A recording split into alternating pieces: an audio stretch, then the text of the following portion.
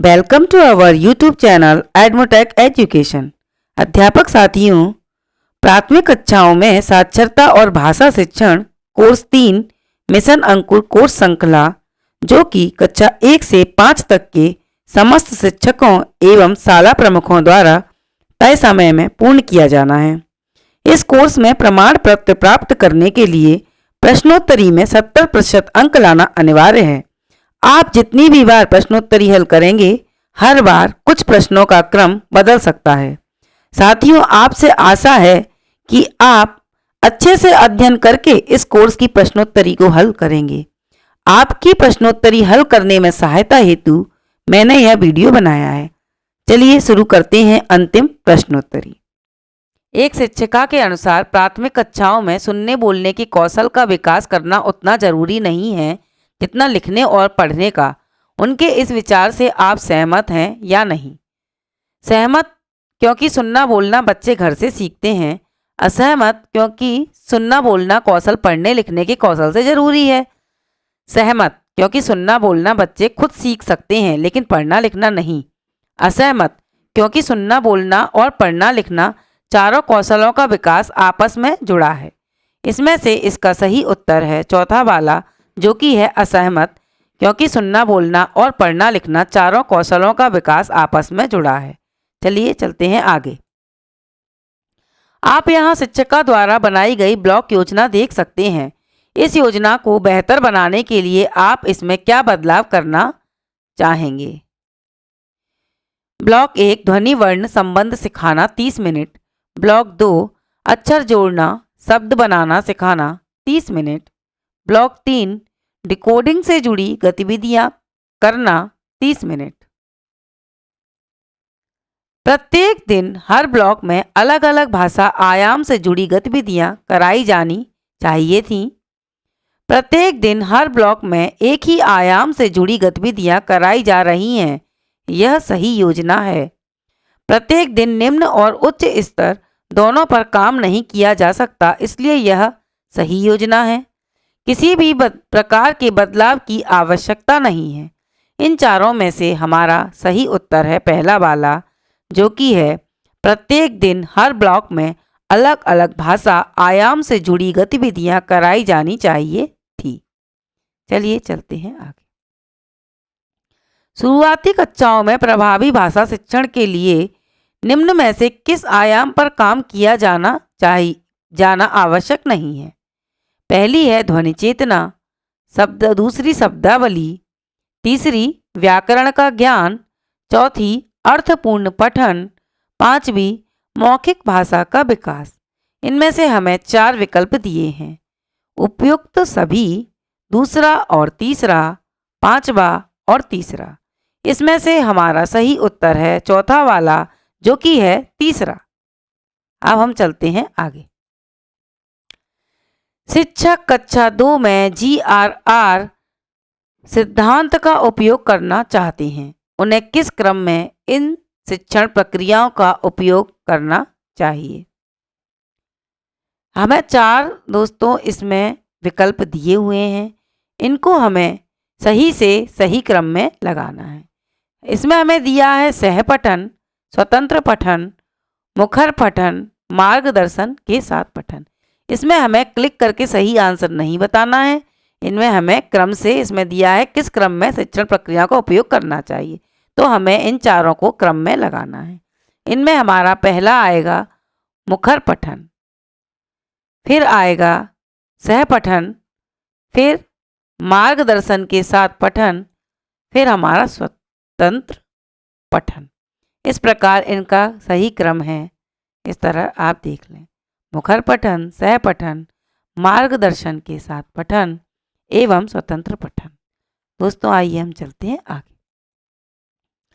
प्राथमिक कक्षाओं में भाषा शिक्षण के लिए सिद्धांत प्रभावी भाषा शिक्षण पर जोर देना से क्या तात्पर्य है? इसमें भी हमें 4 विकल्प दिए हैं।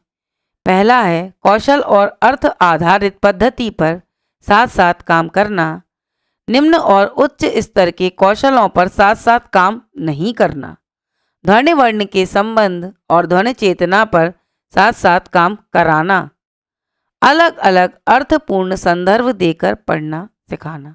इन चारों में से हमें एक सही ऑप्शन पर क्लिक करना है। इसमें से पहला वाला सही है, जो कि है कौशल और अर्थ आधारित पद्धति पर साथ साथ काम करना। अब हम चलते हैं आगे। हमने कोर्स में शिक्षण से जुड़े सिद्धांत देखे, निम्न में से सही सिद्धांत को चुनें। पहला है, मौखिक भाषा को साक्षरता से जोड़ा जाना जरूरी है। बच्चों के लिए किसी लिखित सामग्री का समाज से संबंध समझना सिर्फ माध्यमिक और उच्च माध्यमिक कक्षाओं के लिए जरूरी है। हर कक्षा स्तर पर संतुलित और कारगर भाषा शिक्षण पर जोर देना जरूरी नहीं है। अच्छा साहित्य भाषा शिक्षण का एक वैकल्पिक अंग होना चाहिए।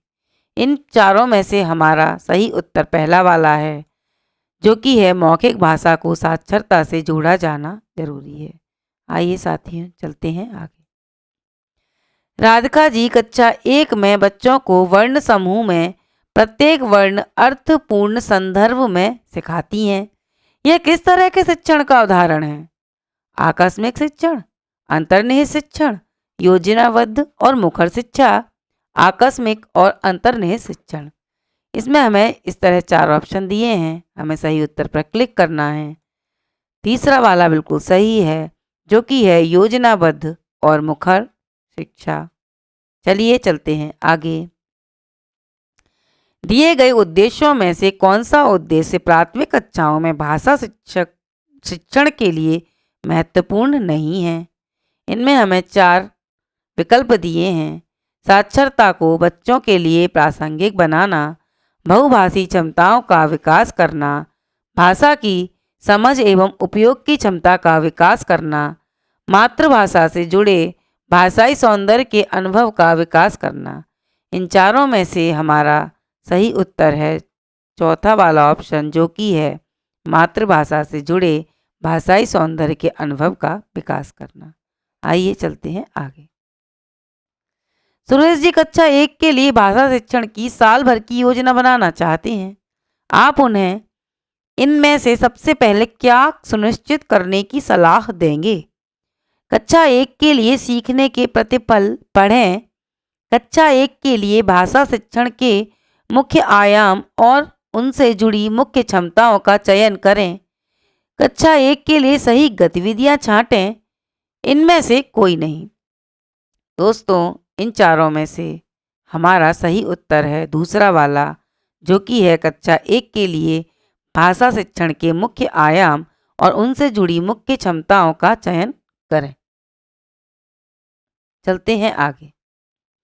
एक शिक्षिका द्वारा कक्षा 1 के बच्चों को वर्णमाला याद करा दी गई है, लेकिन फिर भी उनकी कक्षा के बच्चे सरल शब्द नहीं पढ़ पा रहे हैं।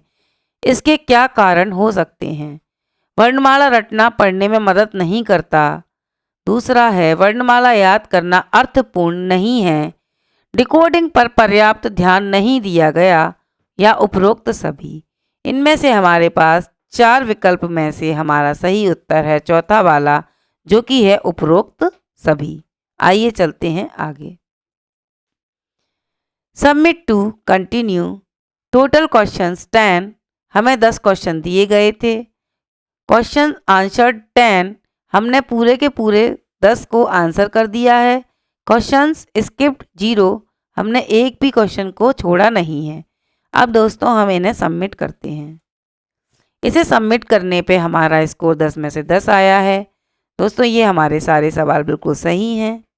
यदि आपको इस वीडियो से कुछ मदद मिले और आपको अच्छा लगे ये बिल्कुल, तो आप मेरे चैनल को लाइक एंड सब्सक्राइब करें। हमें आपके एक लाइक से मोटिवेशन मिलती है। थैंक यू दोस्तों।